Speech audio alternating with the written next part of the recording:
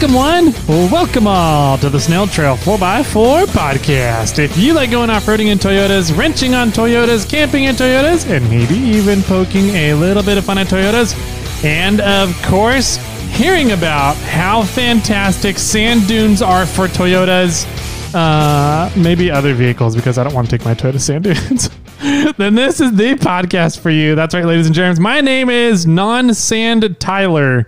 And joining me in the studio is non-wet sand Jimmy, a.k.a. Mud. How are you, Mr. Mud? Or non-mud? No mud, Jimmy? No mud. I'll take sand over mud 100% of the time. I would probably do that as well, but I still hate both. Oh, I don't mind sand. I just don't drive with the windows down. Well, it doesn't seem to matter. Like if you're in the dunes, you're You got sand in your rig. You're going to get sand everywhere. It's that's what and happens. And you'll never get it back out. Nope. You'll like, as much as you vacuum, you'll find a small pocket of sand behind the seat like a year later. Oh, speaking of dirt in the rig, sorry, sidetracked. When we were in Moab, it was pretty nice weather while we were there, right? Yeah. And so I didn't really have the AC on at all. And so towards the end of the trip, where it was a hot day on Saturday for Golden Spike, I turned on the air conditioning. I told the secretary, I said, I'm going to turn on the air conditioning, close your eyes and mouth. And she goes, huh? And as she was saying, huh, I turned it on, and this blast of dirt and dust goes poof right into her face. And she goes, what the hell? I was like, I warned you. Sorry. Yeah. That was funny. Yeah, I always almost have my vents going. Mm-hmm. Like pretty much always. Mm-hmm. But then it's a matter of going from low to high. Oh, yeah. Poof. Anyways, welcome to the podcast, Jimmy. Thank you. It's good to be here. Yeah, I'm glad. It's good to be here. I'm so glad you haven't got tired and fed up with it yet. Not yet. Not yet. Maybe tomorrow. It's coming, though. Yeah, man. So we are in our third year of podcasting. Yes, we are. And does that make us old? I think that does in podcasting terms. I think like that means like we're getting close to retirement. If you look at like, I guess the timography of podcasts out there. I forgot the stat, but so I just did a podcast. I was interviewed. I was asked to join another podcast. What? Yeah. Well, yeah. See, that's another podcast. It's hard to say properly. I was interviewed. See, even that's how I was interviewed on another podcast. Even that sounds weird. I was. How do you probably? Were you say a that? guest? I was a guest appearance. A guest appearance on another podcast. Okay, so you didn't join another podcast? No, not yet. Hey. I'm also thinking about starting another podcast. Another one? Maybe. Oh, that's a lot of podcasts. I know. And I forgot the stat, and I'm going to ruin it. But I was on Hard Parking podcast from this gentleman named Jay, and I can't pronounce his last name. Mm-hmm. But he said that, and I forgot what it was. He said that we are in like the top 10% of all podcasts by just volume of podcasts we have out there. Wait, what? That we're in since we have volume? 300 podcasts. Gotcha. Yeah, that we're in like the top 10% of people. Like nobody, not 90% of all other podcasts out there have less than 300 episodes. Okay. So we're in the top 10th percentile for number of episodes. Yeah, I forgot. Yeah, okay. It was something like that. But and then another podcast I listened to, which I've told you this before. I'm not sure if we've said it on air, but if we get more than 1,000 downloads on an episode, then you are in the top 20% of all podcasts. Wow. Okay. So cool. We've checked both of those boxes. Yeah, now. Buddy. We've gotten 1,000 downloads on at least one episode. At least one. And it's probably just the Rubicon history episode. Every other one is like, maybe 100 downloads. Yeah. That's cool. I mean, it's always interesting to me to see what this just stupid idea of Jimmy and I sitting down and talking about off-roading has turned into. Mm-hmm. I'm still amazed at what you guys want to listen to and keep listening to. Or go back and listen to. Yeah, I'm amazed. Like, I don't know. It's still incredible to me that we have such a cool following of people that have some really fun interactions with and are willing to give us their hard-earned money I'm still just dumbfounded by it all. So thank you guys for the support. 300 episodes, 3 years in. Yeah, we need a celebration. We should have done a celebration with Iron Man 4x4. We should have sent them like some champagne or cake we or could something. have had a toast. Yeah, Uber Eats them a cake from Safeway or something. There you go. Yeah. And we forgot to ask Iron Man 4x4 when we did the interview if we could have our discount code applied for Australia. Oh, yeah, for that's our right. friends down under. Yeah. We'll have to shoot them a message here. Yeah, we See can what do they that. say. Since we're best buds now. Is Memorial Day the start of the camping season down in Australia? I don't know. Not that Memorial Day. I don't think they have Memorial Day. What? They don't celebrate American Memorial Day? No. I'm pretty sure That's it's also like winter season down there That's right the now. same joke as saying, did you know France doesn't have 4th of July? Oh, yeah, doesn't, yeah. They don't, yeah. I get it. They have 4th of July, one. but they don't celebrate it. our 4th of July. No, They don't celebrate America's Independence Day. no. Why not? Yeah. You should change it to be, I should have said England. That would have been even funnier. Why doesn't England celebrate 4th of July? They should have been like, all those pagans finally left. That's what I was going to say. Get rid of them. Get out of here. Oh, man. Anyways, Snail Trail 4x4 Off-Roading Podcast. Off-road, Welcome, okay. everybody. Hi. Hopefully everybody had a great Memorial Day weekend. If you haven't listened to this episode yet, hopefully you're still out enjoying your Memorial Day weekend. Put out your fires. Put out your fires, please. If you are listening to this episode, make sure your fire's out. Make sure you can stick your hand in the coals before you leave. It's already, getting in there. We're what? Third of the way through May, roughly, when this was recorded. And it's 100 degrees outside. Yeah. It was almost 100 yesterday. Supposed to be 100 today. Mm-hmm. Supposed to be even hotter tomorrow. Yep. Ugh.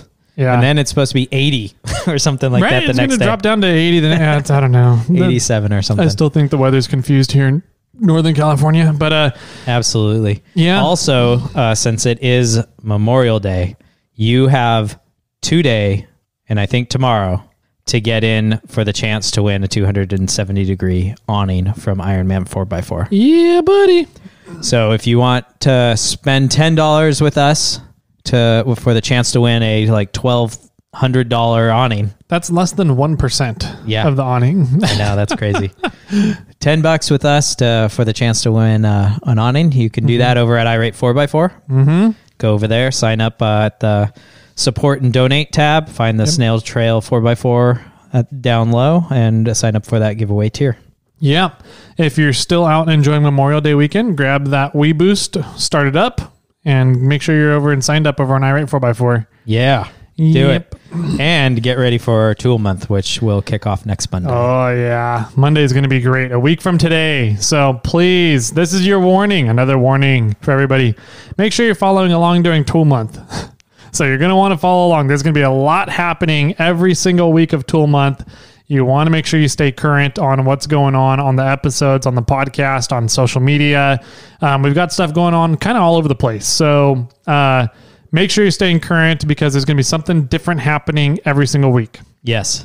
Different happening every single week and different ways for you guys to win some awesome Gear Wrench products and tools. Really cool Gear Wrench tools. I know. One of them, I think we stated it before, one of them is going to be our highest single item giveaway ever. Yep. Ironman 4x4 set the bar, and then Gear Wrench broke it the next month. Yep. Gear Wrench said, that's not allowed. That's not allowed.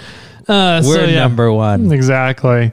Check that out. Please, you gotta pay attention in June. So that's your warning. If you're behind, make sure you catch up, or just stop listening and stay caught up during June. So, yeah, and everything's not happening strictly on social media. Nope. Mm-hmm. So there's a little hint for you guys. So you gotta look at everything. You gotta look at the YouTube channel. You gotta look at the podcast. You gotta look at social media. Either or both or all of our Instagrams. So it's going to be crazy. Yeah, it's going to be a crazy month. So make sure you're paying attention. Let's see. What else do we got on the docket before we get into some fun topics for today? I think that's it. Cool. Let's do it. Let's jump right on in then. Keep this intro nice and sweet and short and to the point. Kind of like Jimmy. No argument there. No argument there. All right, cool. All right, everybody, grab your favorite drinks, grab your favorite lattes, grab your favorite beer. Mine's a Campfire Stout, in case anybody was asking and wondering. I had one of those last night. The Nitro. I had some soju last night. What? Yeah. Well, It was what really did you good. do? Go to the Korean market? We actually had one of our Korean friends bring us a bunch of them and she ended up writing notes on every single one saying, this one's good because it's kind of like a lemony citrusy flavor. And this one's good because this, and this one is just kind of like the what did she call it? The Valley Girl one that all the young kids like because they don't understand soju. And I was that's like, the one you like the most, I haven't tried that one yet, but I was like, I want to try that one first. Right? Seems like we should start there and work our way. That's like the gateway to soju, and then, it gets harsh from there. Yeah, So- the assistant made a stew, and I thought a Campfire Stout would go really good with the stew. I still haven't drank my coffee Campfire Stout. And it was. It was good. That's good. Yeah, I need to get into my coffee Campfire Stout. Anyways, main topic. Let's get over to campfire discussions. There's some really fun discussions here coming up today. So I think they can create some really interesting entertainment and discussions with all your friends as well. So pack your bags, grab some popcorn, and we'll be right on back with today's campfire discussion. You know what we should do? We should have Barry on to talk about Campfire Stout during a campfire discussion. That would be great. Do you think we can get out there?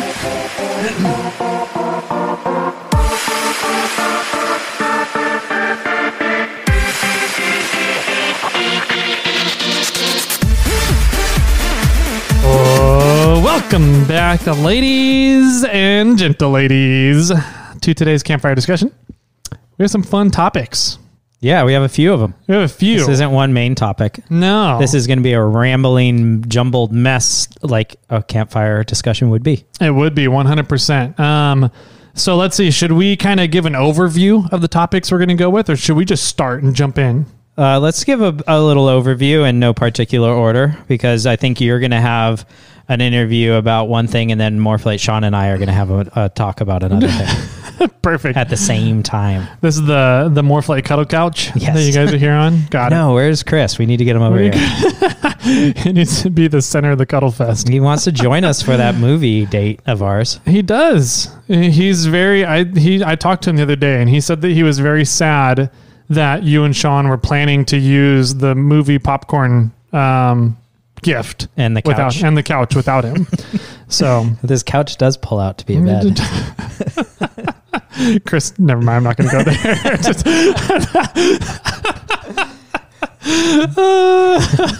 All systems go. Anyway. All right. In no particular order, topics for today are some really cool I stuff. meant this button. Oh, cool. You could be in a freak show. Yes, I agree. Cool topics for today are having to do with Oceana Dunes, an update from Oceana Dunes, a really freaking cool update. Really good update, yes. Really good update. I kind of have this, I went down a really dark black hole in a dilemma over electric burners for the camping trailer. Yeah, options. I'm curious about that. I have a lot of questions. Yeah. Okay, so Oceana Dunes and electric ranges. Electric, ranges for the camping trailer. And then Visor Down. Visor Down, Which Yukon is- Media Group. Yeah, Yukon Media Group, a really cool movie that they released about kind of the story and following some of the stories of the race car drivers, Yukon sponsored drivers that are in Ultra 4 and King of the Hammers, and what does it mean to them, kind of thing. Yeah. So we got those topics on the docket for today. Sounds good. Let's start with Visor Down. Since we kind of ended there, we're already on that topic, I guess, a little. No, let's start. I want to start with Oceana Dunes because I think that's really that's the most important, and it's probably the best news. Okay, cool. Let's start with Oceana Dunes. So, there's two. Okay, no, let's start with Visor Down. Nope, too late. There's two major updates that are really freaking cool with Oceana Dunes. And they all stem off of somebody finally taking the Scripps Institution finding and doing something with it now to fight for OHV recreation. Okay. So, And what was the Scripps Institute finding? good question. That was the finding where they did a study over 3 years, and there was a couple of things they found out over this 3 years. The big thing they found out was that PM10 air pollution particles in the Oceano Dunes area, Pismo, Oceano Dunes, Nipomo Mesa, that whole area there on the coast where the OHV SVRA is, the State Vehicular Recreation Facility area, the PM10 particles are not all dust particles. Not only that, but a very, very low percentage of them are dust particles. And so why does that matter to the Oceano Dunes fight? Good question, Jimmy. It's almost like I'm leading you somewhere. Right. So the Air Pollution Control District, the APCD, down in that area, and there's an air pollution control district for every region of the state of California, right? And there's air pollution qualities. Is it by county? I think it's by county. Yeah. And so the San Luis Obispo County APCD, they look at your air quality in your county, and then they are tasked with coming up with ways to make the air quality below certain minimum levels, right? And so one of the particles that they measure is called PM10 particles. They're a little bit larger particles. Another particle they measure is PM1.5. PM1.5 is a lot of your vehicle pollutions, your pollutants that come out of vehicles, right? So PM10 is a little bit bigger particles. Okay. And in that area, San Luis Obispo County, PM10 is a relatively high levels of PM10, higher than what the state of California has said is a minimum safe level for PM10 particles. Oh, interesting. Okay. Yeah. So the So level, something must be happening at the dunes to make it really high. that's the theory. Their theory and their argument, the APCD had that they've been putting across all these years, is they put in measuring stations out at Nipomo Mesa, right? And so out at Nipomo Mesa, it's right next to the dunes, so they can measure PM10 particles, particulate, in that area. And they have always kind of made the assumption that because there's off-roading happening on the dunes, that the off-roaders are kicking up dust and particulate matter into the air, and therefore that particulate matter is what is being contributed towards those high PM10 levels. Got it. Okay, so Scripps for the last 3 years has been studying those particulates? Yes, exactly. They've been studying the particulates and studying the APCD data that's being collected, right? And they found that like 14% is dust particulates. So 86% of the PM10 particle pollutions, quote unquote, air quotes, are completely natural occurring, like water salinity. Oh, really? Yeah. Oh, interesting. Which is essentially salt water. Right. Which What is about pollen? Where does that fall in that same pollen category? is a big, it's a big PM10 particle. Yeah. Okay, that's the one I remember. Yeah. So really what it comes down to is out of the PM, everything that's in the spectrum of PM10, you said it kind of under your breath. Yeah. 14% of that is dust. Exactly. Yes. The other 86% is not dust. It's not dust. It's other naturally occurring stuff that happens because you live in a coastal town. Okay. Right. So salt water on a beachfront, environment or area is going to be naturally higher. Yes. Exactly. Shocking. Yep. It would be equivalent to like moving in next to an airport. Yeah. And then complaining about dead birds around you.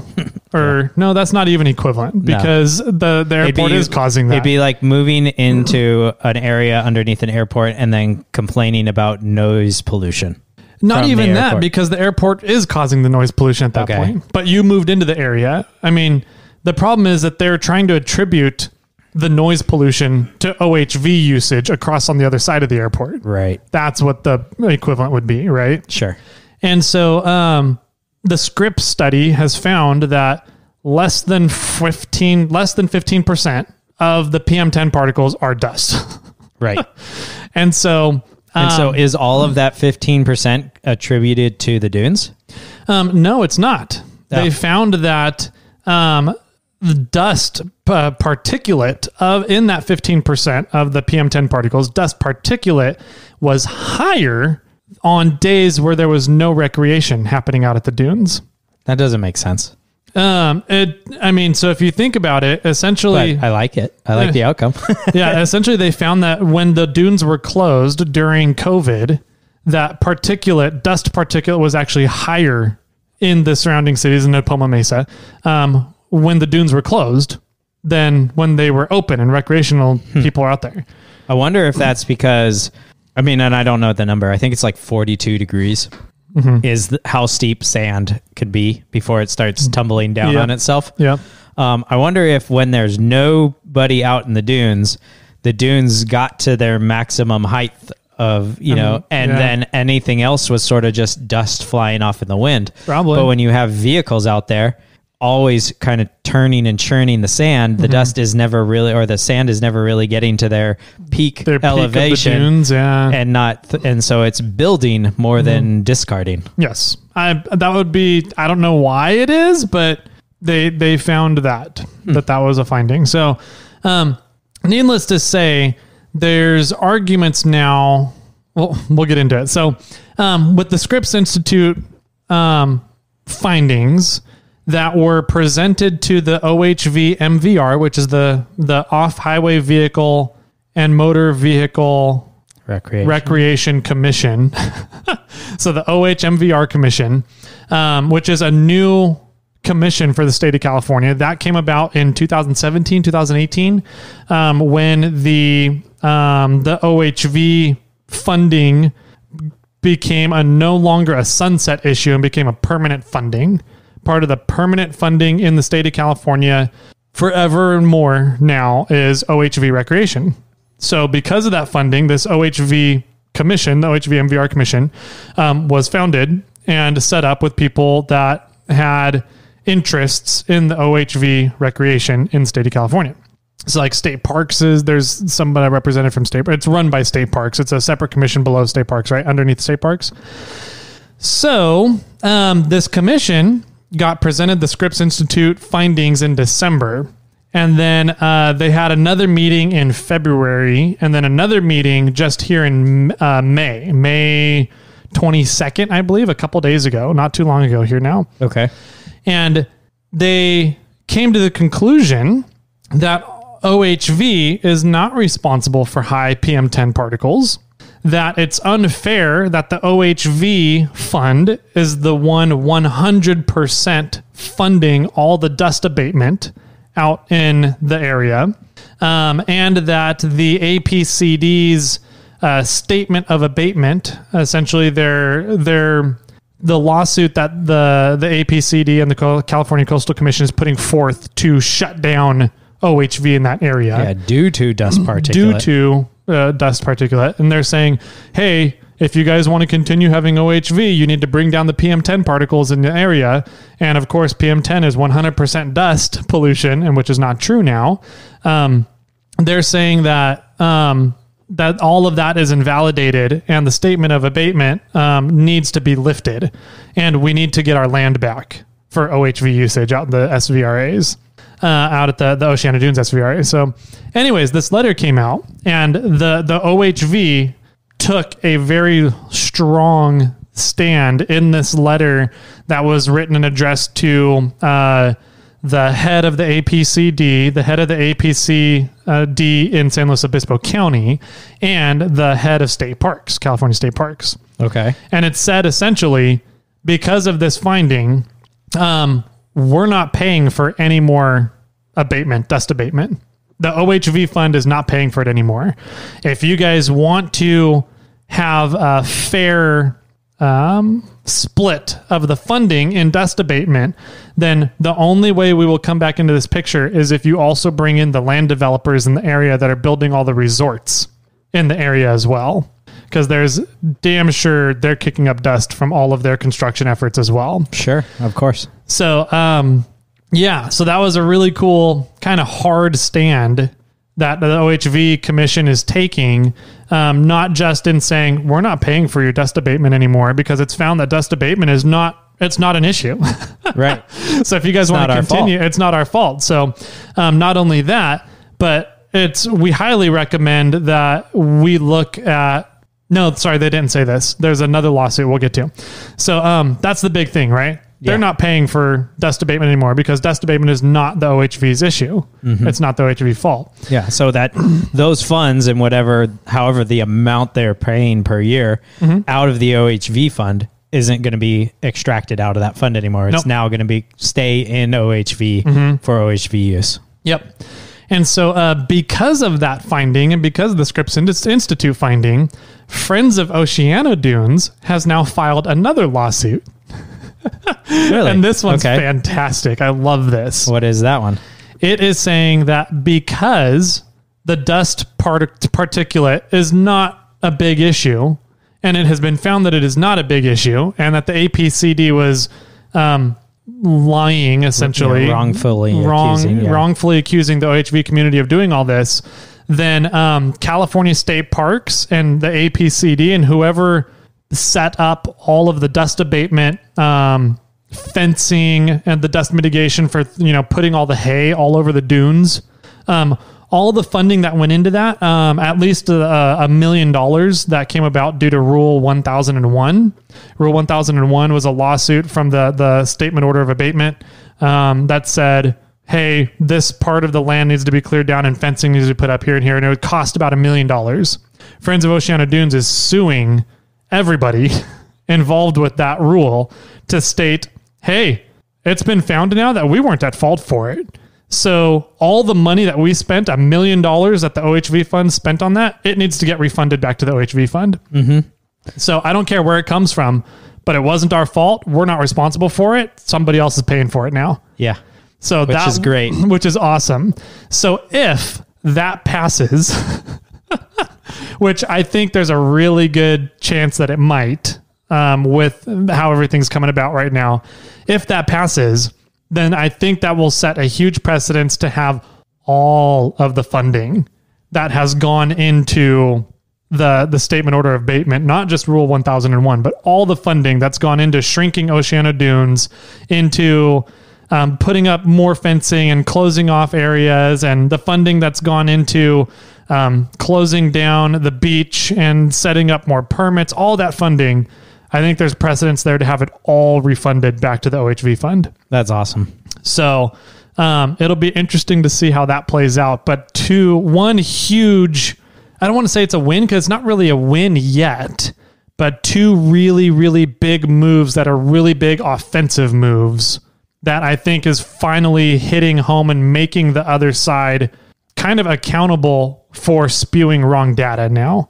Because before they could just say, oh no, yeah, off-roaders are running over all the birds out there, which was not really true. Therefore, they have to, have a slower speed limit. Or, God, what was the other big one? There was the speed limit, and then, we couldn't have access to the dune recreational area. They shut it down a big because that's where the birds nested. And turns out they only really go out there and nest like for 1 month of the year. Well, don't they only nest on the beach too? Yeah. They don't nest back in the dunes. They don't get back in the dunes, yeah. And so they could go around and kind of spew this false data and accuse off-roaders of high PM10 particles, and they were never being held accountable for it. It would just be like, no, that's not true. Leave us alone. And then if it was found to not be true, which it never was in the past, they would just kind of be like, okay, it's not true. They drop the orbiter of abatement and not. This is actually now going after it and making them accountable for spewing wrong data. Right. And I think that's great. I love the fact that Oceano Dunes and Friends of Oceano Dunes and probably, Corva and Cal4, all these companies working together are fighting back. Yeah. They're like, these the government entities they're big boys and they're big players, right? And they feel that they can just walk over everybody. And now it's where all this new information sort of coming out. And we have the fact that these smaller companies, smaller corporations are finding them as liars and pretty much going, well, no, that's not how it works. And you need to go, be where your mouth is, or follow, You need to own up to your actions. mistakes. There you go. Yeah. And so pay us back for the wrongdoing that you caused us. Yep.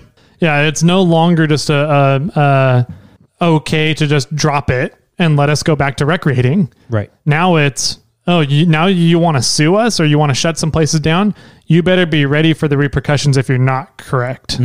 So, and I wish to some, I mean, maybe I'm biting my own tongue here but to some extent, I wish that it was the way a lot of lawsuits would go. It's like, have some repercussions. If you for being take me to wrongful. court for something that you said I did, and then it turns out the fact that I didn't do the thing you said I did, I still have to pay for a lawyer. Yeah. And that's not, it's to be like, no, now and then I have to turn around and sue you for the cost, Yeah. That should just be automatic. It should be automatic. Like if I did the wrongdoing and it was my fault, and then, that's how it goes. But if you accuse me of something and I didn't do it, then you should have to pay for everything. Absolutely. I agree. I think that should be more of how it is, but I think we'd get a lot less suing. I agree. We'd get a lot less frivolent lawsuits and a lot more of people thinking long and hard about whether or not they were truly wronged, right? Sure. Right. Wronged, right? Yeah. Right, wrong? Right, wrong. Yeah. So anyways, that's the Oceana Dunes update. Cool. Super cool. The official letter from the OHMVR Commission can be found. I think it's online. Our Land Rover Dawn sent it to us in an email. So I have the PDF in my email. If anybody wants to see it and read it, just email me, Tyler at snailtrail4x4, and we'll get I'll send you that email, or I'll try and find a way to put it online somehow so you guys can check it from the Snail Trail website or something. So can we make it a link, a downloadable link? Off of like the Google Drive? Probably. Yeah, we can probably do that. So yeah, Oceana Dunes. Nice. ODSVRA update. Cool. Let's move on to some fun one then. Okay. Let's do Visor Down now. I thought that was fun. I think that one's, I don't think it's fun, but I think it's awesome news. Yes, I agree. And that just goes back to, let's get some more money and cash into the hands of organizations that are fighting back.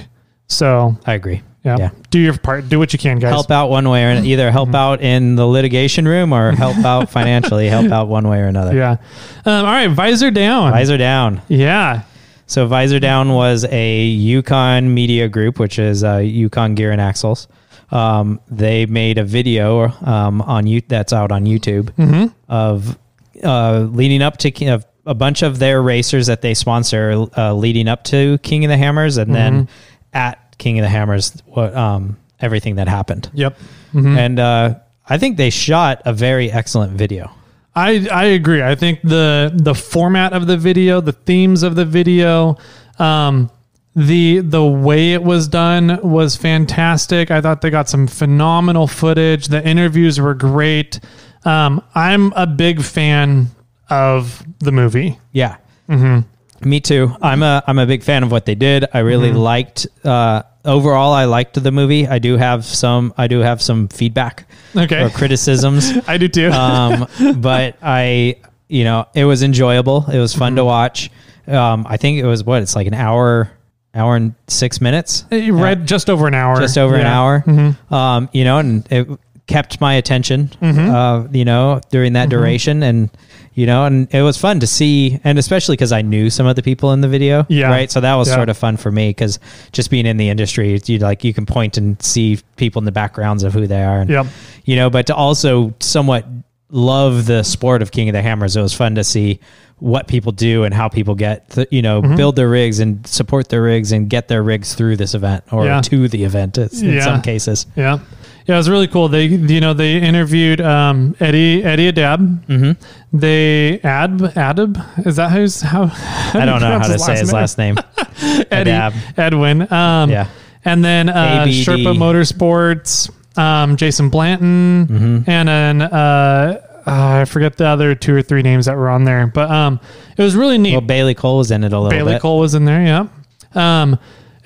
Bailey, nothing against Bailey. Bailey is fantastic at what he does, but I just thought it was funny how he kind of spilled the beans. He goes, yeah, this has been great. This is the best car we've ever had.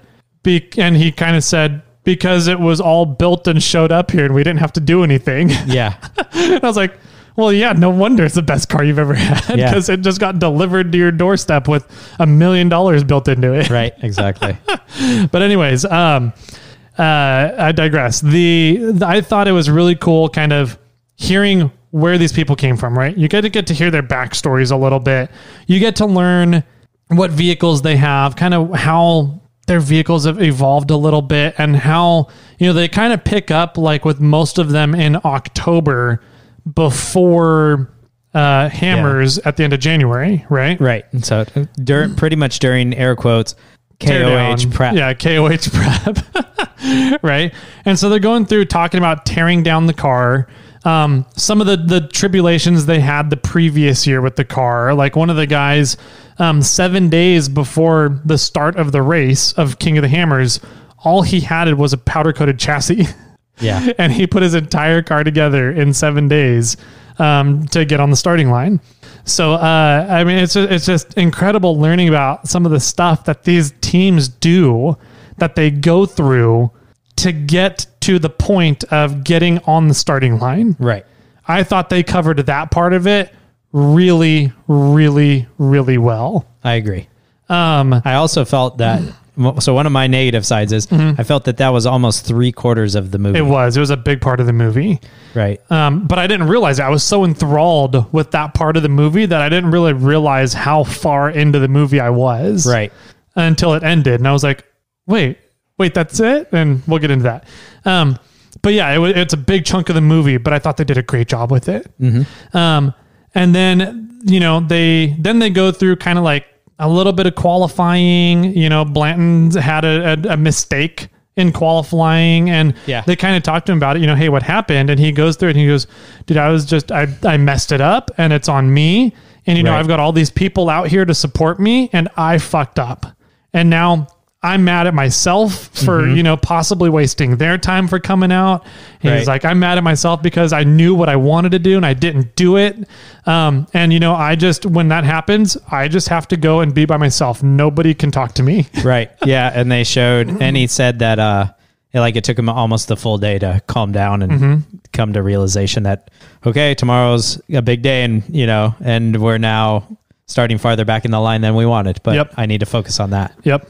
Another thing they showed was during qualifying, they showed Trent Roberts, who we interviewed. They showed his rollover. Oh, did they? Yeah. Oh, is that the kind of the one that was coming down the hill and slowly? Yep. Bloop. Yep. Okay. That was the orange car that came off the top a little too fast and hit the corner and spun sideways and then ran straight into the rock and then started rolling. Yep. That was Trent. So we interviewed him about that exact moment of what that happened. That's true. We did, going through his head of what was going on during that rollover. Okay, that was cool. I didn't put those two together. So yeah, I thought they did a decent job at, covering the guys through qualifying, covering through, hey, we're going out pre-running today. What do you do during pre-running? What are you looking for? That kind of stuff. And then race day, and, they kind of went over a little bit, hey, it was a good day. We ended up finishing here, and hey, we finished here. Hey, we had this problem, but here's how we got through it. And it was, that section of race day was only like 5-10 minutes. Yeah, it was super short. Yeah. And then the movie ends. Yep. Like right there. And I'm like, wait a minute. What? Yeah. I have a lot of unanswered questions. Yeah. I'll say that for you. I know that's where you're going. Yes, that is a big part of where I'm going. And so I thought they did the buildup phenomenally. They led into, and the whole buildup is around this 1 day hardest race in 1 day race in the world.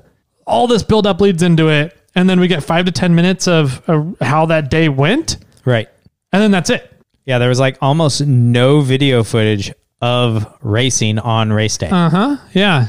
And so like, I don't know. I just felt like, and when it ended, I was kind of like, wait a minute. This is the ending? Like already? Like, A, that's a good thing because I was so enthralled with it. I didn't realize we had already been an hour and 5 minutes into this movie. Right. But at the same time, I was like, they missed a really, really main key component to King of the Hammers. Yeah, they missed the one like major question Yeah. of why. Why do you do it? Yeah. Yeah. I think that I agree with I read your response that you sent to Clint. But I agree. I mean, I think that, they did a great buildup of how much work goes into the day. They did a great buildup of, getting to how much buildup goes into getting your rig ready for the race day. A little bit of buildup of qualifying. And then just for the most part, it was a few interviews of how the race went. Yeah, a couple. And the interviews weren't really in depth at all. And I was like, you guys did such a good job at showing how much these teams care about this event, but you never told me why everybody cares about this event. Right. Why did Edwin almost go into tears when he was talking about his car accident and not being able to race, and then telling the doctor, fuck you, I'm racing, and going through that whole story of how that played out? Why is that so important to him? Why did that bring him to tears? Yeah. Or why does his kids draw pictures of going to King of the Hammers? Right. Why does Jason Blanton's, get so worked up about not hitting a hill correctly during qualifying? Why does that affect him so much? Or how about why does everybody start in October to get ready for an event that's the first week of February? And it's a one-day event. You're spending 4 months straight prepping for a one-day event. Why does everybody do that? Why does, some of these crews are 40, 50, 60 people. All of them are taking at least 1 week of vacation time to be a part of this one person driving their time around a track for one day. Right. Why is all this time and devotion and commitment and emotions and all this stuff built into this? Why is that there? They didn't hit it at all. No, I do think they missed that. And my major critique, I knew the why was yours. My major critique is I feel that they spent way too much time in the interview. Okay. With and not enough time B-roll or showing racing. Yeah. Right. Because I mean, even like we sort of led to it. It's like of the hour, let's just call it an hour, 45 minutes, it seemed like, was the lead up. Yeah. And the last 15 minutes of that whole episode was racing. Yep. And maybe, and I'll be generous, maybe half of that was film footage of racing. Yeah, I agree. So 7.5 minutes of actual footage of racing. Otherwise, there was almost no footage of racing in that video. Yep. And I personally felt like, I thought the people talking and the tracking of the teams was really good. After watching that as sort of a video person, granted, I'm not a Yukon Media Group or, do anything for some of these major corporations. I feel like it would have been a better story overall, or they could have made a better story overall following one person, one team. I think that would have been, I think there's some logic there for sure. I think they could have done the lead up would have been it wouldn't have been 45 minutes of lead up time, right? Because it's only one person. So then they could, if they did 15 minutes of lead up time, 15 minutes of maybe let's say 10 minutes of qualifying and half an hour of the actual race day and what happened, and maybe 5-10 minutes of post race recap. I think that would have been a much better overall story than, I don't know, maybe maybe it was just too crammed together because there were so many stories going on. Maybe I'm trying to I try and think about it. Whenever I critique stuff, I tend to be pretty hard with my opinions and they're my opinions. Why not? But I also try and think of why didn't they do it this way? Why would somebody do it the way they did? And so I've sat down and thought, I'm what was the goal of the movie? Is the goal of the movie just to kind of tote about some of the Yukon racers? Was the goal of the movie to spread awareness of Ultra 4 racing to the masses and show them how kind of a cool community and really neat community this is? Was the goal of it to show off, the hardest one-day race in the world? What was the goal of the movie? And I honestly, I couldn't really figure it out. You can't answer it. I can't. I don't know what the goal of that movie was. And if I were to answer it, I'd say The goal of the movie is to show how hard it is to get to King of the Hammers. I think that's a good way. Yeah. Yeah. I think it's a good way to put it. Now that you say it, yeah, I think that's totally what the goal ended up. Yeah, I think that's not the goal of it, but that's my takeaway. Yes, I agree. Right? I don't know what their goal was, but my takeaway is that since they spent so much time on the lead up to get to King of the Hammers, that was their focus. Mm-hmm. And so the focus of the movie was to show how hard it is to get there. I would agree. Everything that goes into getting to King of the Hammers. That's pretty much what I took away from the movie as well. And it's, I don't know, it was really well done. If that was the goal of the movie, 100% agree with you. Like the interviews, lighting was like perfect. The interviews were great, awesome audio quality. Even the cinematography of B-roll and of racing was top notch. Some of the shots that they got, I was super shocked. Just like, how did they get that? It was just outstanding. Even Trent's rollover. It was really good. Knowing where that happened. I'm not sure where the film crew was, but they were in the perfect spot for that issue. Yep. And if Trent did that on purpose, kudos, because you made it into the movie.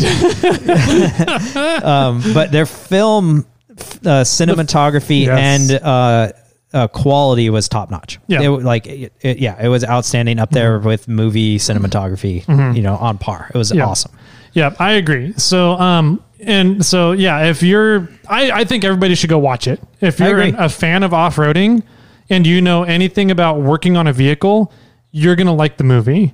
I just wish that there was some other goals or ways that movies could be done about Ultra 4 and really showing, I want to know why everybody does this, because I think racers are fucking crazy. Yeah. I think race teams are crazy people. You spend a shit ton of money, a shit ton of time.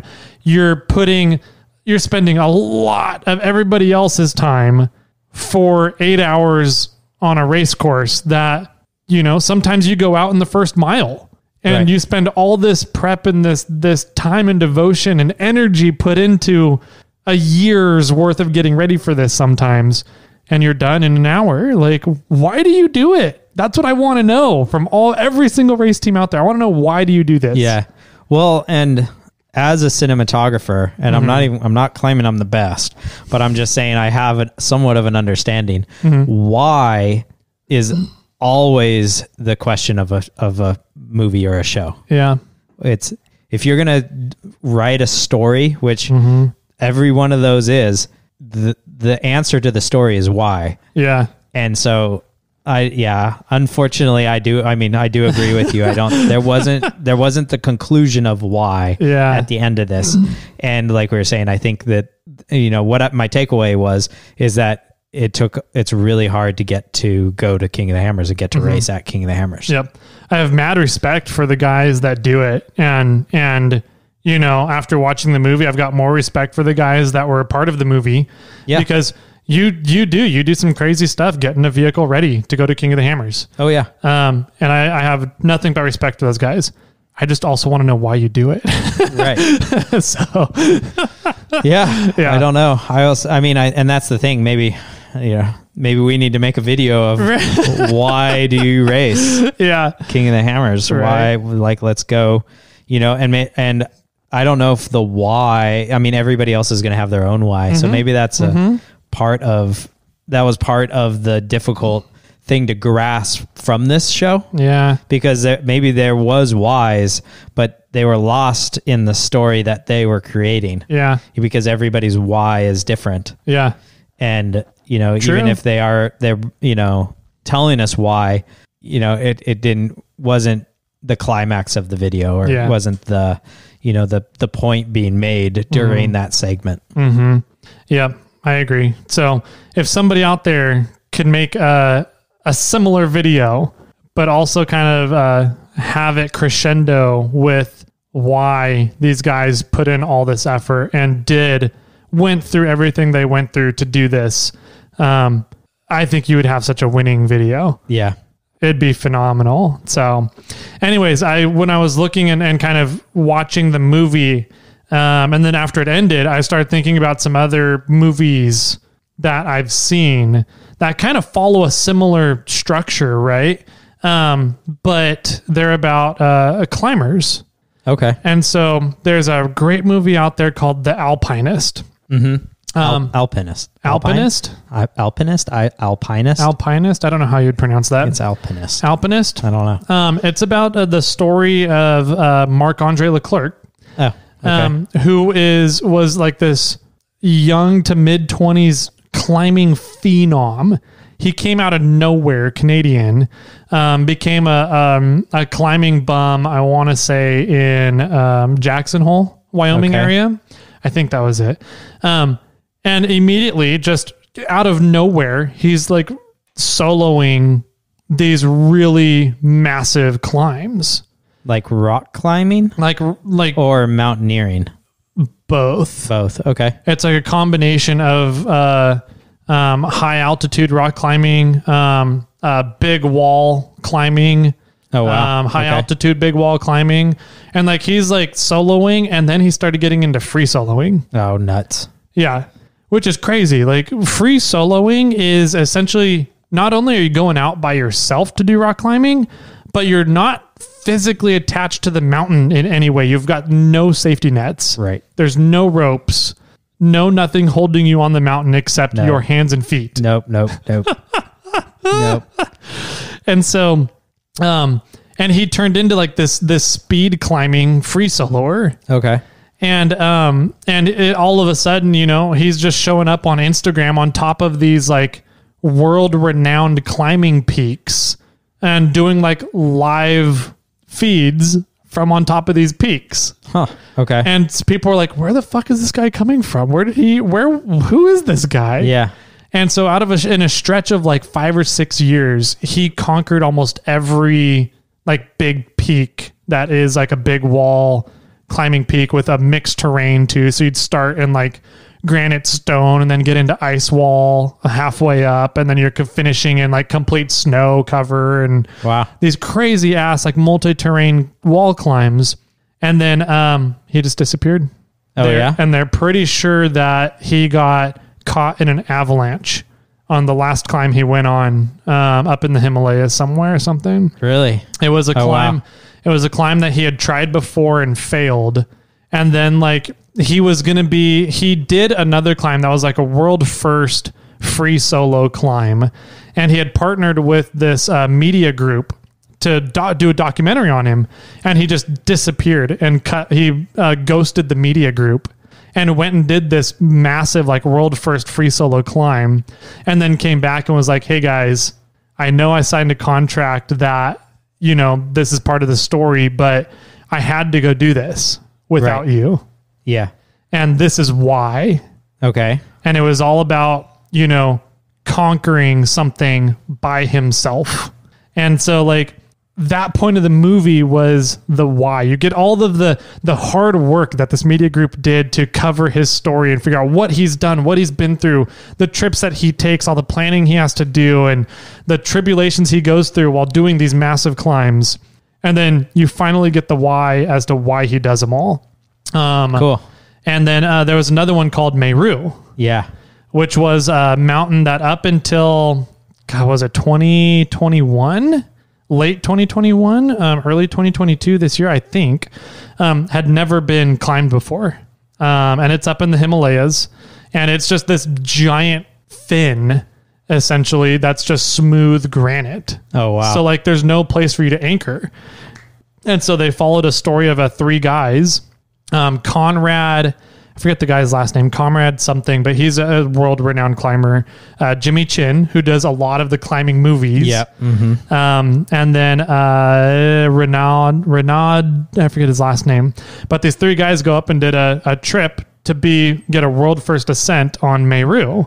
And, their trials and tribulations of doing it, and why do they climb? Why do they do it? Why are they part of this community? Why do they choose to do the stuff that they do? Yeah. And that I was just thinking about it. I was like, that's the impactful part of these stories is the why these people go through and do these crazy things they do. So Right. anyways, yeah.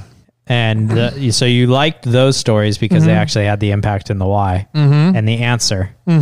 But you still liked Visor Down. It was still, to me, it was a very entertaining movie.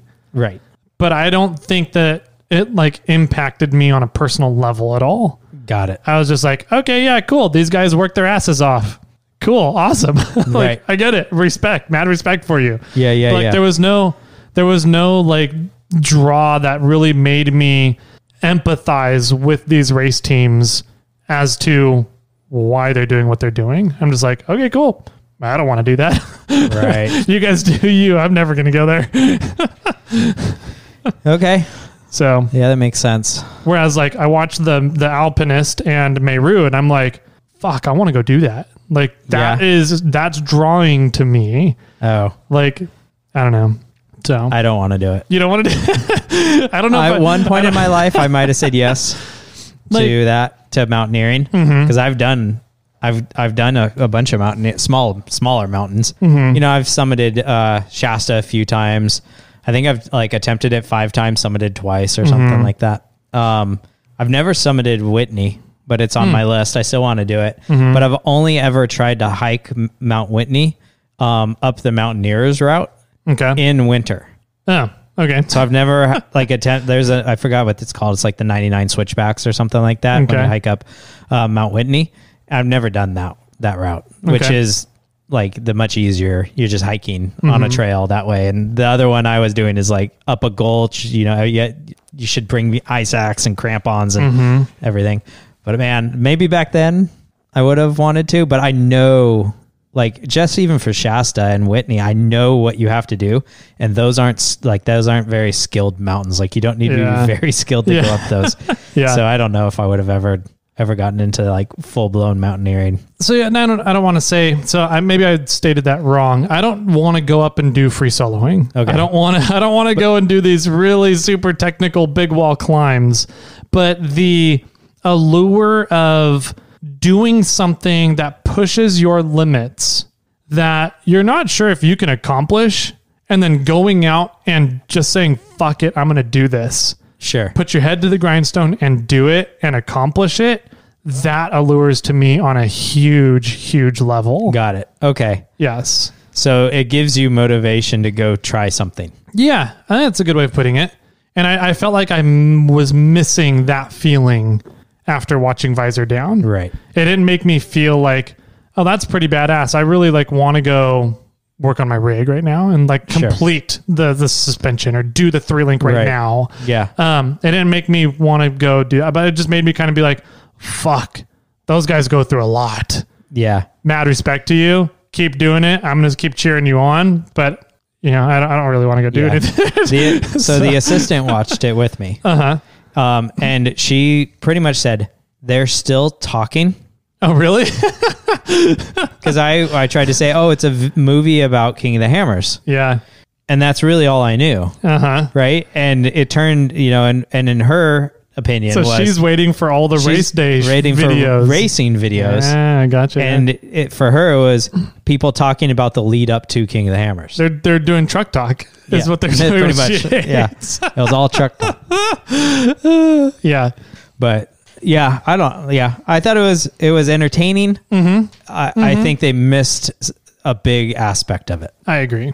100%. So Cool, man. I'm curious what other people have to think about that movie, because I don't want people to think that I'm knocking the movie. I really did enjoy the movie. I thought it was really a fun movie to watch. So I'm curious if other people are like, oh no, the why was there. You're just dumb and you missed it. It's right here. Go back and watch this part. I'll totally go back and watch it and see if I really did just miss it. But I'm curious what other people have to think about it that are in the off-roading community and industry. okay, yeah. So if you were to rate it 0 through 10 snail shells, Okay. how many snail shells would you give it? I'd give it a 7. Yeah, Yeah. 6.5, 7. I'd probably be a 6. A 6. Yeah. Yeah. So I don't know. I still feel like a good production video that really draws and helps people understand what Ultra 4 is about is missing. I don't think there's a good one out there Sure. yet. I agree. So I agree. Yeah. So next week, Top Gun. next week, oh my God, I'm so excited for Top Gun. Are you fucking kidding me? I've been waiting 2.5 years for this goddamn movie. I mean, you've been wearing your aviators since the movie's been premiered. Yes, I am so ready for Top Gun. Yes. Yeah, dude, I'm there. Like, I don't care. I'm going. I was talking to the assistant and I said, we have to watch the first one before we go watch the second one. She's like, I agree. Okay. I'm like, yes, Perfect. I knew you're the one for me. Oh, that's great. Yeah. Okay. Well, we're about an hour-ish in. Do you want to talk about ranges? Yeah. Okay. So let's get into that real quick because I don't know if I'll be able to settle. I think I've already come to a conclusion. I'm just kind of curious what other people would do. If you might come to the same conclusion that I've come to after I give you all the information here, or if you end up coming up with some other interesting conclusion. So Propane. Okay, so here's the reason why. Here's my why. I went down this rabbit hole. You can't start with why. I have to, so you understand. You have to start with what's the problem. The problem is I'm electrifying the trailer. Okay. And there's two different options between infrared and induction burners and trying to get the most efficiency out of the electrical system. Okay. So you want to be able to cook using electricity. Yes. And you're trying to figure out what is the most efficient way to do that. Yes. Yeah, that's a good way of putting it. So, All right. Now that we've made the story, right. So going down this rabbit hole, I was like, okay, so what are all of my electrical cooking options out there? And it pretty much boils down to, no pun intended, it was a pretty good one, much actually. boils down to infrared coils, which is what you see on most electric burners in a house. okay. Right, they're the coils that get red when you turn them on, and those work by getting hot themselves, transferring the heat to the metal pans, which then transfers the heat into your food. Okay. Yeah. So there's that, and then there's induction, which induction uses magnetism, magnetic currents, or electrical currents to create magnetic fields that excite the ferrous molecules in metal pans, which that's how the pan heats up and then transfers the heat to the food. Okay. So, So heat the coils or heat the pan in a way. yeah, kind of. You heat the coils to heat the pan to heat the food, or you just go straight to heating the pan Right. to heat the food. So in terms of cooking time, total cook time, so from the time you turn on the electric range to the time your food is ready to serve, induction is quicker Okay. because you're not having to heat up the coils first to then heat up the pan to heat up your stuff. So, and it heats up your pan a hell of a lot quicker with induction as well. Oh, that's good to know. So, in terms of heating up your food, the energy consumption to transfer that and turn it into heat for your food, induction is about 90% efficient. Wow. Okay. Infrared is about 70 to 80% efficient because Not you far behind actually. not as far as I thought it would be. It was Yeah. closer than I thought it was going to be, right? So you've got that. Heat up time in order to get your pan to be the correct temperature for cooking is about half of the time for induction versus infrared. Wow. Okay. To boil 2 liters of water, it takes 320 watt hours of energy Okay. with infrared. 320. Yep. Versus 225 watt hours with induction. Okay. So I'll be running a 200 amp hour battery, which is 1,200, give or take, watt hours of energy. Got it. Okay. So you could heat 2 liters of water 10 times. 10 times. Well, 5 times. 1,300 watt hours. Oh, got Yep. it. Yeah. 5 times 5 times. So without recharging your battery. correct. And so the difference going from to boil a 2 liter of water is about 33% less power usage with induction. Got it. So what's the problem here? So the problem is that in order to run an induction burner, they require more energy to run in the first place. I thought you said it was less power. So to heat up the food, I'm talking about that's the energy transfer. Right. To run to the draw of the unit itself is double an infrared unit. Oh, that's okay. So to run. So here's where the problem is. So if it takes, I'm still confused. So if it takes 300 watt hours to heat 2 liters of water, is that on infrared or induction? Infrared. Okay. So what was it on induction? 225. 225. It takes 500 watt hours to run it to make the. It essentially, an infrared burner, which you can find them with 2 burners, right? Is a total of 1800 watts on max draw, max power, 1800 watts. Okay.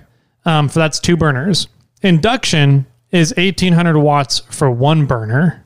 So in order to run 2 burners on induction, your max draw is 3600 watts, double what an infrared draw is. So you have more draw to run the induction, but the energy transfer of using that energy and turning it into heat to heat up your food is more efficient than infrared. I'm still confused. Okay. I don't understand how if it takes 220 watt hours to boil 2 liters of water, how much power is that being drawn? You're looking at about 220 watt hours to draw that much power. Yeah. But it draws it in higher amperage. Okay. So it's pulling more faster. It's pulling more power faster and turning that into cooked food faster. So it pulls more power, but it cooks the food faster. Right. Okay. Whereas infrared pulls less power, but cooks slower, therefore uses more power. Right. That's confusing. Right?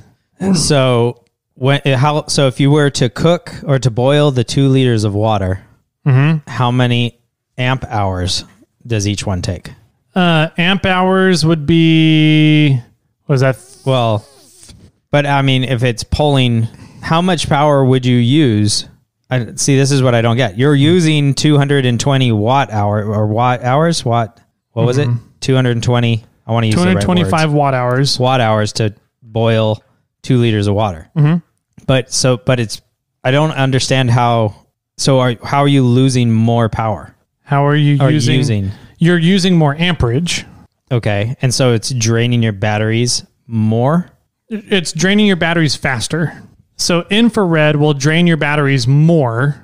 Right. They have more power draw in total, but the induction will drain your batteries faster. But it's not using as much power. Correct. So your cook time, your heat up time, your cook time is less with induction. But your cook time is less, but it uses more power? Correct. It uses more. But it doesn't. It uses 220, not 330. It uses less power, more amperage. Okay. Power is Maybe I don't understand amperage times volts. Okay. But since it's using more amperage, it's draining your batteries faster? It drains faster. It pulls the power faster than infrared because it's cooking faster. I understand it, but I don't. I don't understand how it's pulling faster if it cooks, if it requires less power overall to cook something. Because power is a result of amperage and voltage. So you can have, everything is 12 volts, right? Sure. Okay. So that's a constant. Yeah. So power, if we know that power is 300 or 200, that means your amperage is going to be more because it takes longer to heat up that 2 liters of water. So you're taking double the time because watt hours. So you have time in the mix as well. Okay. So you heat up stuff in half the amount of time with induction than you do with infrared. I do not, I don't understand. And maybe it's because I don't understand electricity. Maybe. But what I don't get is why does it use more power to heat something up? It uses less power. Induction uses less power, Yes. but has a higher draw. Draw is in amperage. Okay. And the draw, well, It's doing that because it's taking half the time of infrared to heat up. So if you ran the induction the same amount of time as the infrared ran, then you would end up with 500 watt hours, but you don't need 500 watt hours to heat up 2 liters of water, to boil 2 waters. Okay. Okay. Thank that. Yes. Okay. I get it. I understand. I follow now. So if all things were equal time wise, it's using more power during that time. Correct. So it has a higher amperage draw, but it heats everything up quicker. Right. So here's my dilemma. Yes. Faster or more efficient. Exactly.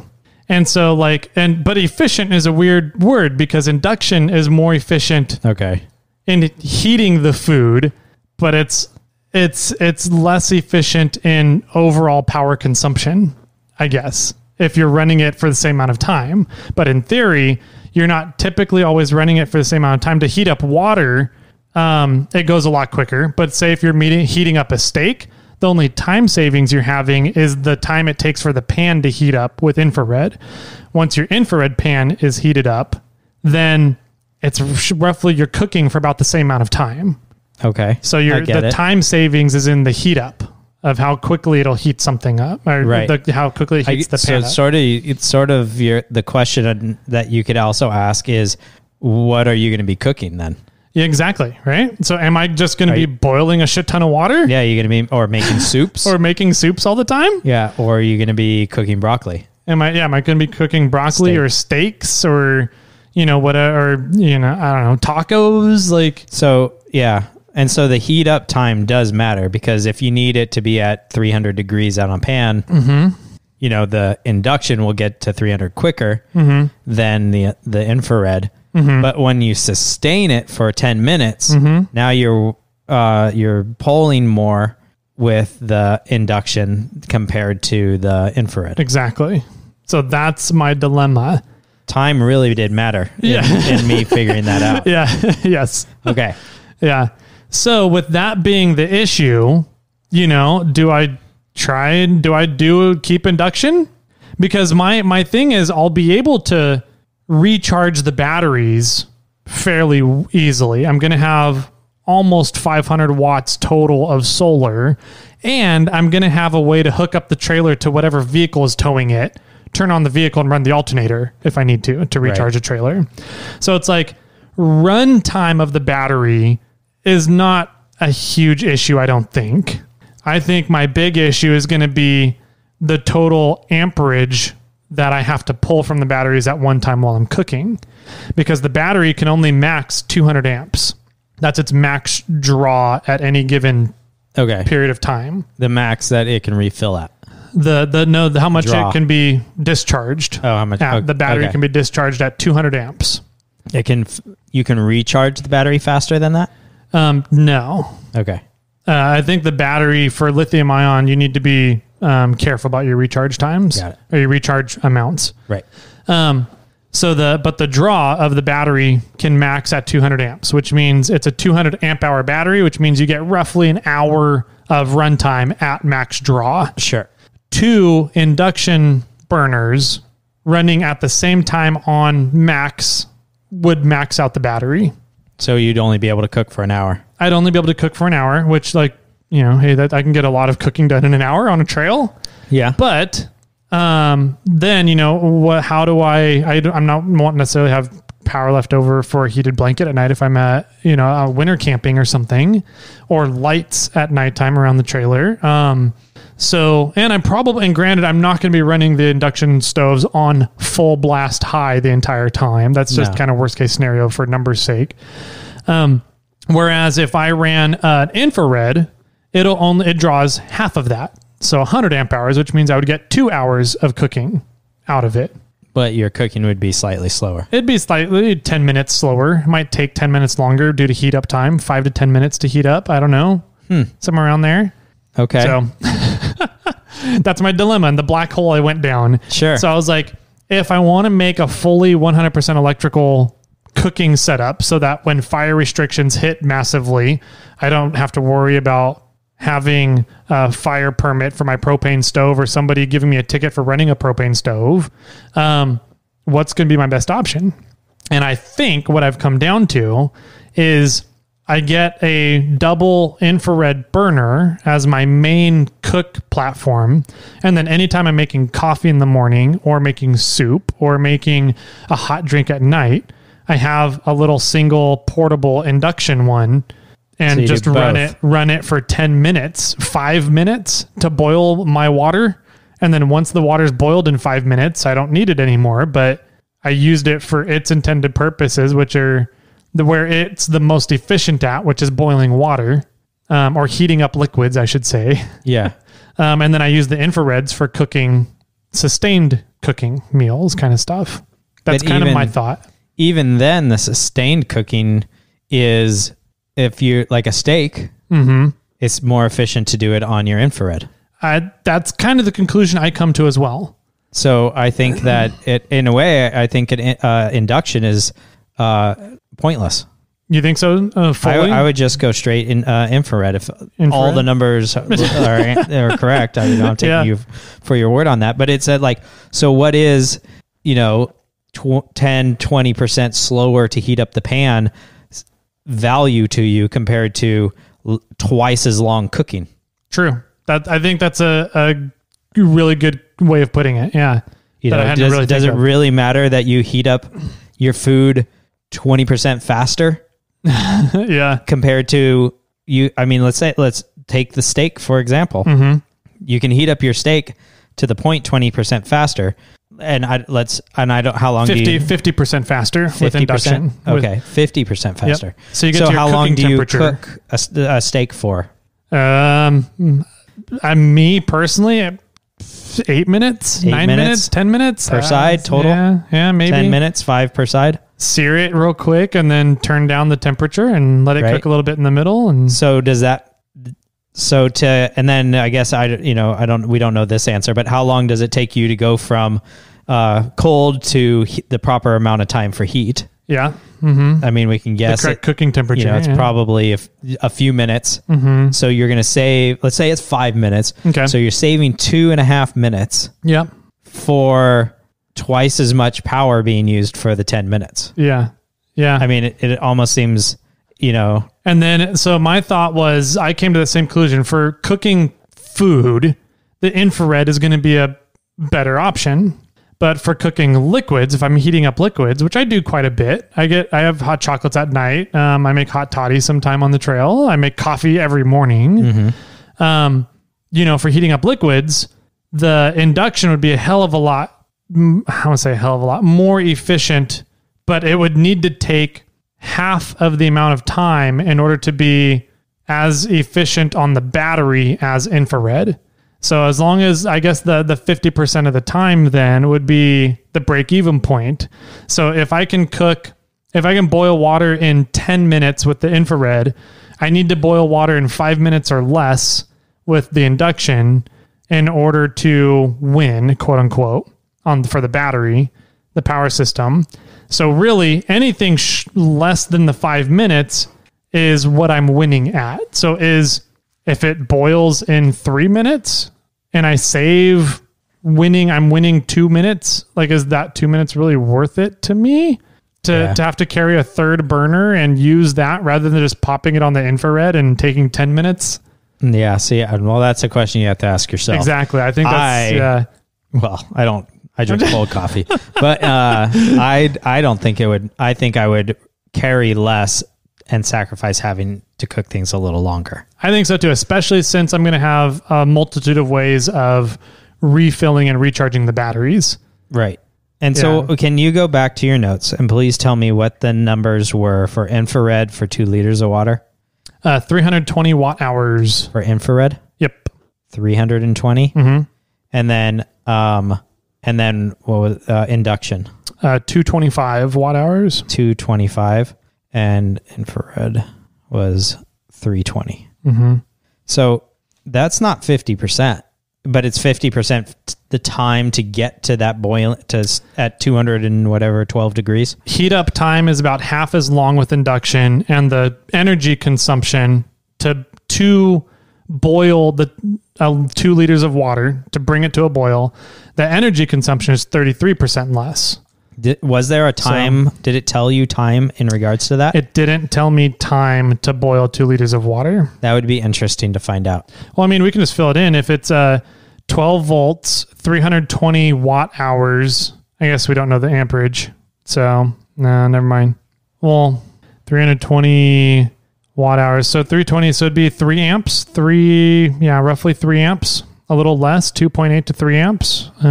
So watt hours, yeah. And so time, a watt hour is 320 watt hour. I don't know what the time would be then. I don't know if you can figure it out from that. Okay. Yeah. I mean, time would be an interesting question. I can do this test. Because you have an induction, right? You have a portable induction. My parents have a portable induction. So I went down this rabbit hole with a battery Ryan. Okay. And then Lee got a little induction burner and blamed it on me. And I was like, so here's my question for you, Lee, because you know about electricity. So I laid it out to him and he goes, oh man, I don't know. That's a good question. I just bought an infrared burner. I'll tell you in a couple weeks. I was like, oh, okay. So he bought one of each? He ended up buying, after I presented him the problem, he goes, I just bought an infrared. So because of you again, so I'm going to go and figure it all out now and I'll let you know. Okay. I was like, okay. I'll let him do the work then. Yeah, right? Yeah, because I think that it would be also interesting to find out how much faster it does it. Right? Because if you're twice as fast, then it might make more sense for liquids to do induction. Yeah. So, what did I put here? So, but that even falls. And then if it's a duration point, like I cook a steak for 10 minutes, regardless, it needs to get to a certain temperature, but then I cook it for 10 minutes. Then it would be more efficient for you to have infrared. Exactly. Yep. Yeah. Yeah, I think time, the answer of I need to know time to be able to better answer this question, because if it does take a lot longer, then I would be curious. If it doesn't take all that much longer, then I would just say go with the infrared. Yeah. Regardless. And so, my thought, because I'm trying to min-max here my battery usage, my electrical system, I'm like, okay, I'll just get an infrared for liquids and one single induction burner for liquids and get a 2-burner infrared for meals. Yeah. But then I'm like, is it really worth carrying around another burner and having to worry about that? I mean, it could be nice to have 3 burners at one time. Maybe. But is it really worth the extra $80 to do that and the extra thing to carry around? And let me ask you. Let me go a little deeper. Or would it just be better to just throw a pot on the infrared for 10 minutes rather than 7 minutes or 6 minutes? Right. Or how often do you use both burners? Pretty often. Do you? Yeah. Okay. Because I was almost like, why don't you get one of each? Yeah.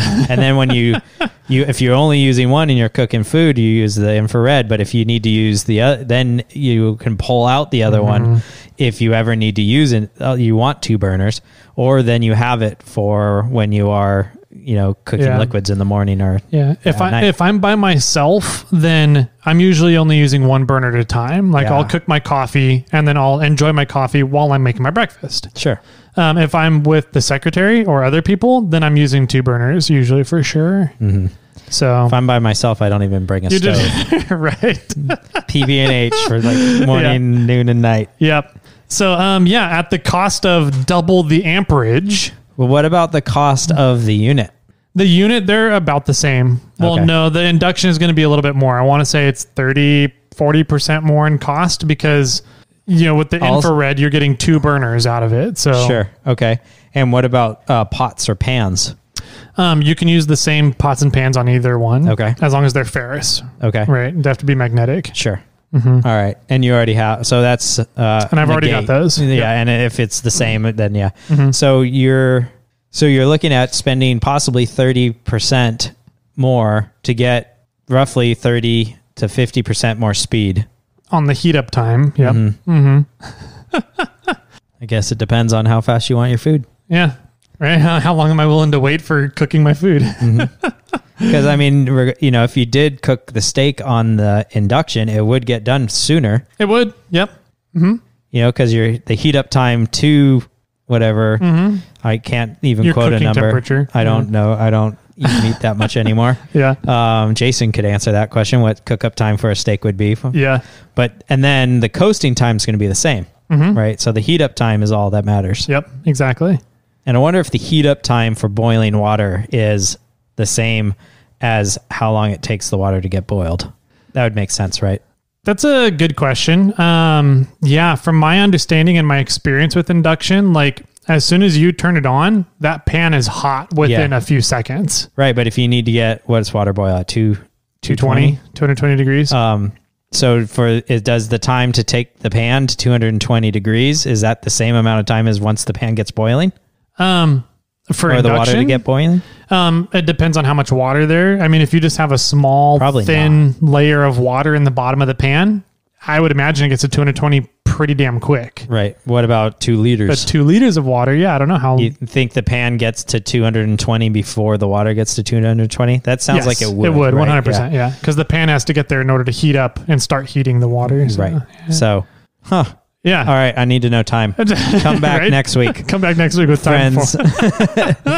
So anyways, that's Monday's episode today. So hopefully you guys enjoyed the fun, really neat update. I think it's a big move in the right direction for Oceana Dunes. I'm curious to hear what everybody's reports are and thoughts about Visor Down. And I want to know from people more electrically inclined than me if I'm thinking about that correctly on the electrical usage of infrared versus induction. Okay. On a trailer, on a camping trailer. So I'm expecting Rover Don to be messaging us. I have a feeling he will as well. We're going to get a voicemail. Yeah. So please. Yep. I like voicemails. I do too. They're fun. It's fun to hear people's voices instead of reading it over a text. Yeah, I agree. Unless they want a response immediately. Yeah. So cool. That's it. That's Monday's episode for you guys today. Hopefully you had the fun with the discussions. You can find some things to talk about with your buddies. And if you guys have any feedback, send over the voicemail, man. Like we just said, we love hearing them. 916-345-4744. There's also email if you want to write up a long drawn out email like I love to do to people. You can do that at Tyler or Jimmy at snailtrail4x4.com. There's also Instagram at snailtrail4x4 and 4x4 Toyota Tyler. And then as always, make sure you're going to check out our giveaways over at iRate 4x4 for the month. Pay attention to next month. Next month is coming up damn quick. A couple days here for Tool Month. We got a lot going on. You guys are not going to want to miss it. That's all I got. Jimmy, Jet, do you have any final words for everybody? No, I just think that thinking about infrared or induction is just really smart because we do get locked down with fire permits. And this last year we were not allowed to use propane fires at all, regardless of fire pit or cooking wise. And I think it's a lot of people are like, how am I going to eat? Yep. I just think it's really smart to go that route. Yeah, there were so many people when we got on that lockdown, that fire level restriction, that are like, I'm not going to go camping if all I have to eat is sandwiches. And I'm like, cool, I'm going to go camping with sandwiches, have the trail to myself. Right? Man. Like, that's my normal meal, whatever. And A, I'm totally okay with that. But B, I'm like, if that's your draw to camping is having hot food, then you don't really like camping, in my opinion. Like, that's not like being out in nature. Fire. You like fire and you like food. You go enjoy that at home. Like, if you want to go camping, enjoy the outdoors, enjoy being in the environment and enjoy the time there. So these are my last words, right? No, I get last words once in a while. Tyler, have any last words? Nope, not today, Jimmy. You stole mine. And with that, my friends, keep crawling.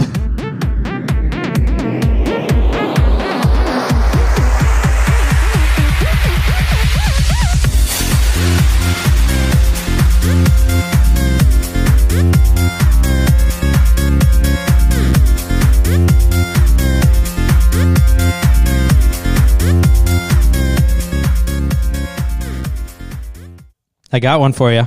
Okay. What did the alpaca say to his date? Oh, I heard this one. Did you? Yes. On good day? Yes. Let's go on a picnic alpaca sandwich. Yeah. Yeah. Yeah. Poor delivery, though. Yeah. Supposed to go, let's go on a picnic alpaca sandwich. Oh, okay. Because you have to get the people to think. Maybe that's my issue with jokes is I suck at the punchlines, delivering the punchlines. I'm just like, yeah, okay, here's the punchline. I'm just like, let's get to the point. Yeah, maybe. But the point of that one, or the way you deliver that punchline is you say, let's go on a picnic. And everybody's like, I don't get it. And then you go, alpaca sandwich. Okay. And then they go, oh, that's the funny. It's the second part, not Gotcha. the first part. Okay. Yeah, maybe. Let me hear it. Let's say the punchline on this one. What does a fish say when it hits a wall?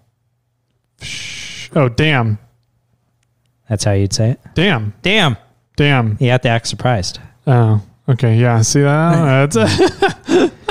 What do you call a fish without an eye? Damn. A fish. Oh, man. It's a fish because you just hit the dam. Damn. Fish dam.